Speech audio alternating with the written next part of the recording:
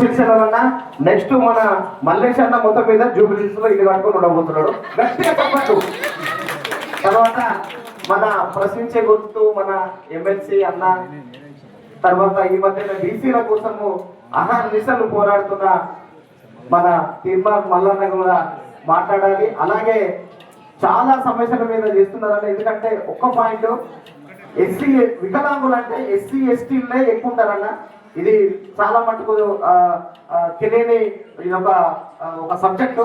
కాబట్టి ఉన్నత వర్గాల వాళ్ళు, ఉన్నత వాళ్ళు ఏ ఒక్కరు కూడా మనము ఇక్కడ లెక్క తీసినా మొత్తం తీసినా కూడా అగ్రవర్ణాలు ఎప్పుడు కూడా మా జాగ్రత్తగా రారు. మేము పోయి సర్వే చేసినప్పుడు కూడా ఇది ఎవరు చెప్పారని చెప్పేసి అన్న సందర్భాలు ఉన్నాయన్న. కాబట్టి మీరు ఈ యొక్క హక్కు గురించి, రైతు గురించి మాట్లాడినప్పుడు వికలాంగులను కూడా మర్చిపోకుండా కంపల్సరీ మీ పదములో, మీ హక్కులో మీరు ప్రశ్నించే దాంట్లో వికలాంగుల పదము పెట్టి మాట్లాడవలసిందిగా నేను తీర్మాన్ మల్లన్న కోరుతూ తీర్మాన్ మల్లన్న గారు మాట్లాడాల్సిందిగా కోరుతున్నాను.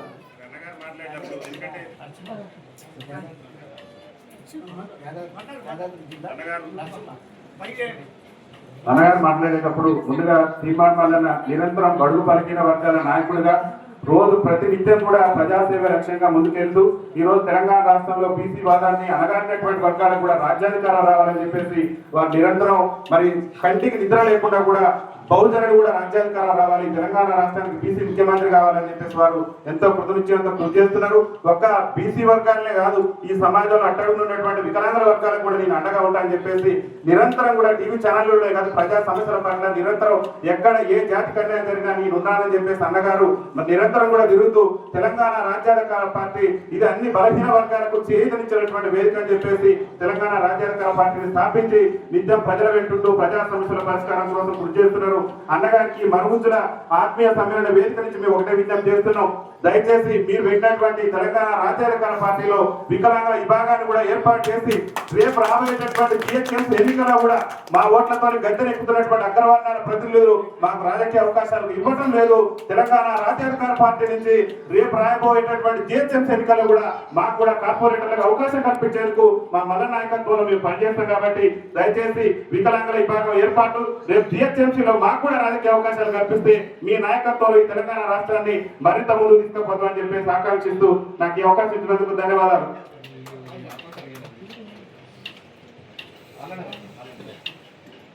హలో, యాదాద్రి జిల్లా అది అధ్యక్షుడు నరసింహ, నరగొండ నరసింహ పైకి రాగలరు.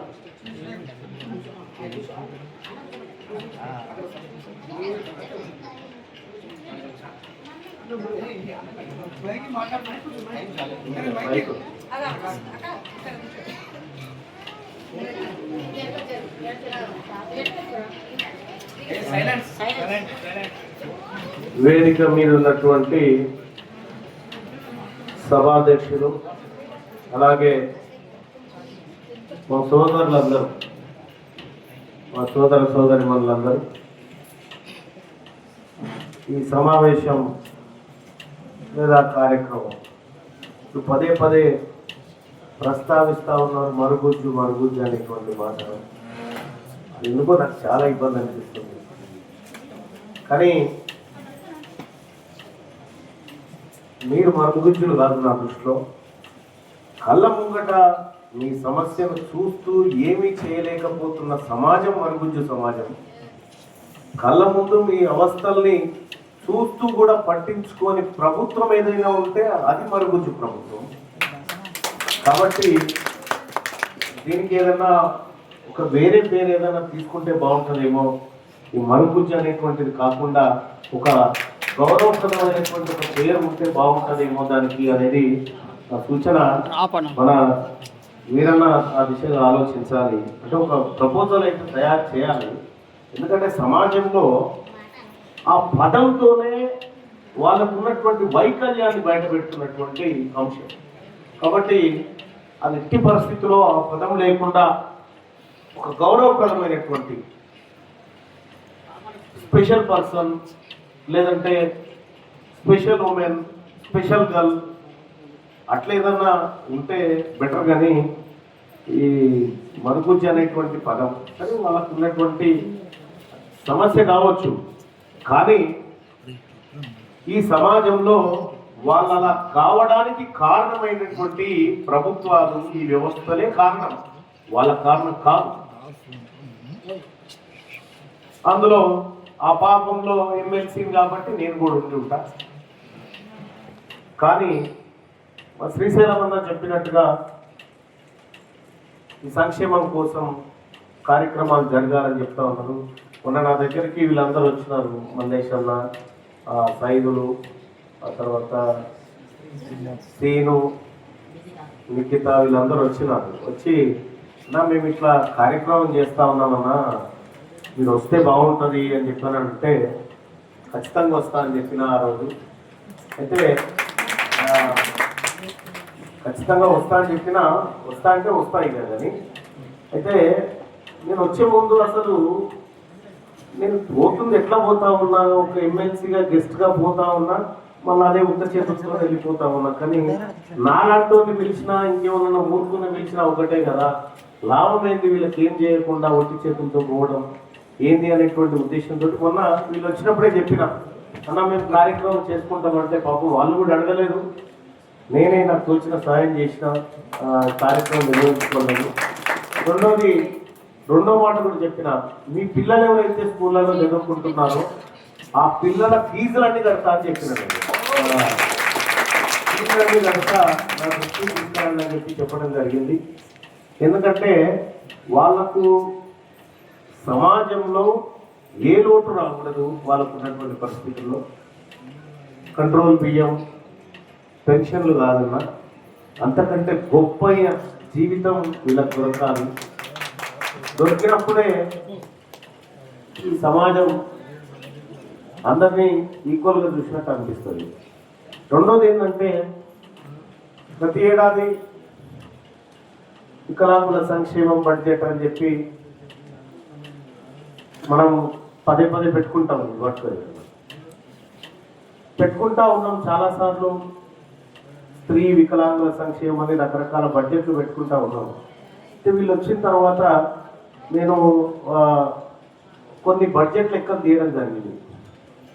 కొన్ని బడ్జెట్ లెక్కలు తీస్తే నాకే ఇబ్బంది అనిపించింది ఓ రకంగా చెప్పాలంటే. వికలాంగుల సొమ్ము కూడా ప్రభుత్వాలు నిలుచుకొని తింటా ఉన్నాయి. ఇంతకు మించిన పాపం ఇంకోటి ఉండదేమో.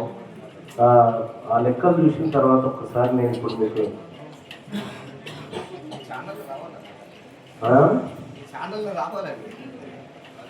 రావాలి, అది ఎందుకంటే రావాల్సినటువంటి ఇంకా ఇంతకు మించిన దారుణం ఏముంటుంది చూడు. వికలాంగుడికి సంబంధించినటువంటి సొమ్మును కూడా ప్రభుత్వాలు డైవర్ట్ చేసుకోవడం అంటే ఇంకా ఈ భూమి మీద ఇంకా ఎంత పెద్ద పాపమో చూడండి, మీరు ఒకసారి అర్థం చేసుకోండి. నేను ఆ లెక్కలన్నీ తీసిపెడితే అసలు చాలా ఘోరం అనిపించింది. అది చూసిన తర్వాత ఇది ఇట్లా జరగాల్సింది కాదు అని బలంగా కోరుకున్నా. దీంట్లో వికలాంగులకు సంబంధించి సరే ఈ ప్రభుత్వం అనే కాదు, గత ప్రభుత్వాలు కూడా చేసినటువంటి మోసాలు ఉన్నాయి. 2015-16లో వికలాంగుల సంక్షేమం కోసం 5.82 కోట్ల రూపాయల నిధులను కేటాయిస్తే అందులో 1,25,00,000 వాపసు ఎత్తుకపోయినారు మీ సొమ్మే. అలాగే 2017-18లో 10,35,00,000 కేటాయించి మీ సొమ్మే 5,18,00,000 రూపాయలు వాపసు ఎత్తుకపోయినారు.